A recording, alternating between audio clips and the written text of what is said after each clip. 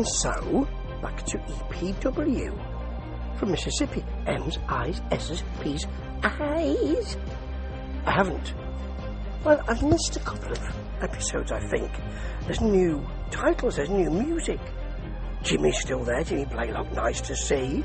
And this was rather good, actually. We start with Alexandra Quinn versus Tootie Lynn.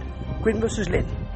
And Tootie Lynn is kind of a martial arts type, tough person.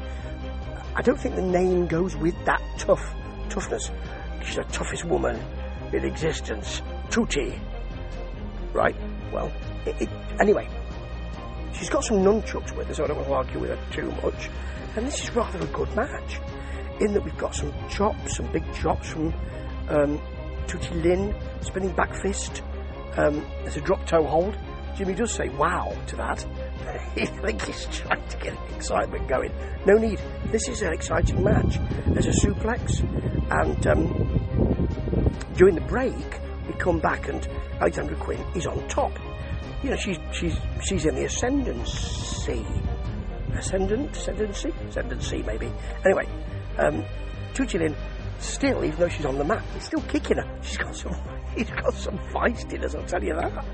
But Quinn kicks her to the back.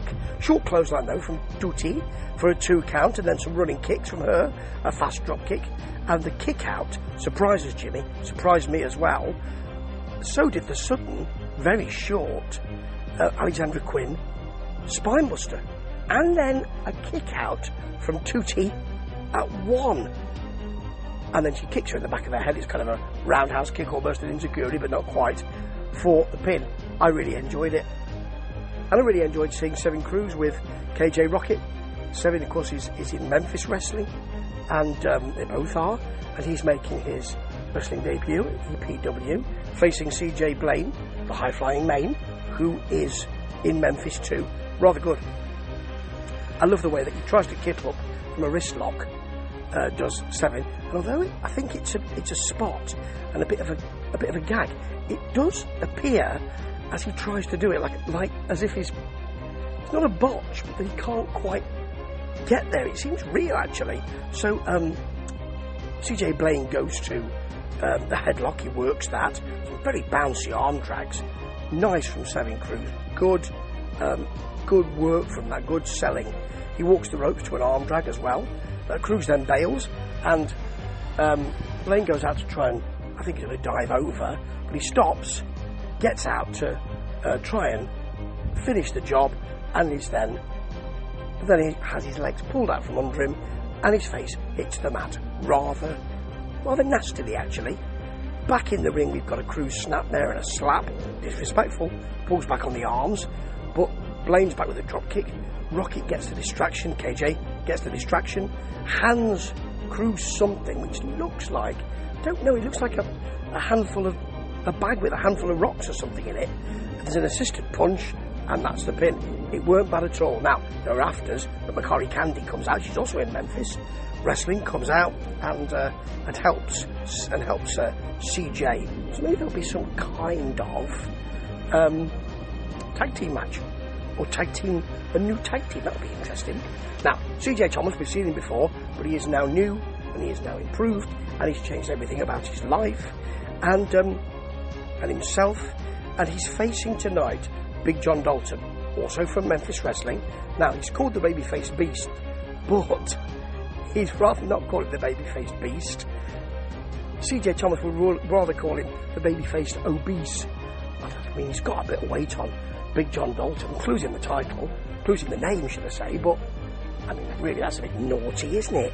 Really is. Anyway, I like their match as well. Very nice. Headlock work from Thomas. Dalton cannot put CJ Thomas down, which is a bit odd, isn't it? With a shoulder block. There's a test of strength, but CJ immediately kicks him. And then we've got choking him with one hand is CJ, doing press-ups or push-ups, if you like, at the same time. Then asks for water, offers some to the ref. He could be taking him home here, but then he gives him a clothesline for a long 2 count. Can't quite lift him, tries to lift him, couldn't even shift him, and there was an F5 from Big John Dalton. Then I think CJ thinks I might as well go for lots of covers here. Crucifix cover, tries to roll him up, and eventually does, holding on to the singlet, the tights if you like, of Big John Dalton, and gets the pin. Now, your main event, I mean, Big John's not very happy. He's holding the singlet to show the referee, look, I've got it bunched up in my fist. The singlet, nothing else. Don't get rude. But the referee has already counted, you see. Now, in fact, the referee will count in this main event more than 3, it seemed to me. More than 3, it seemed to me. And it's calling Mr. Vane, Dorian Vane, with the sellout, Daniel Nova, versus Eric Wayne and Doc Gallows, who used to be with the WWE, but now no more. And it doesn't look like he's with Carl Anderson anymore. They're doing separate things, aren't they? So anyway, it's a good match, this. It's a good, entertaining match. So Wayne gets a headlock, which is work to begin with, and puts Nova down. You've got oh, look at your attire. Oh, it's not very colourful, is it? That's not like that, no. Puts him down to the mat.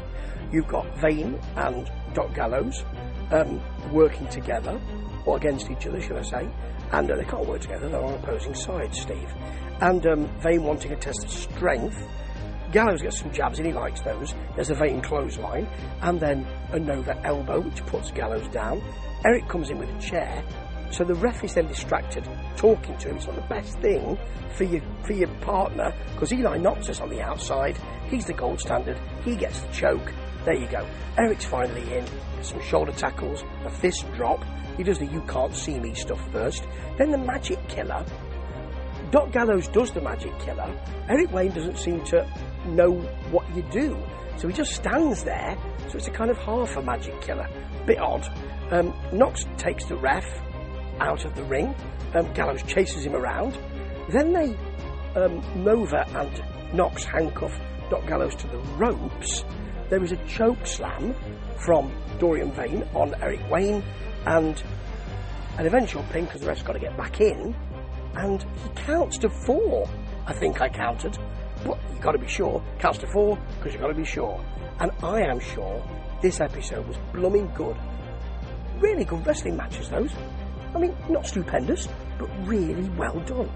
And I've missed EPW, you know.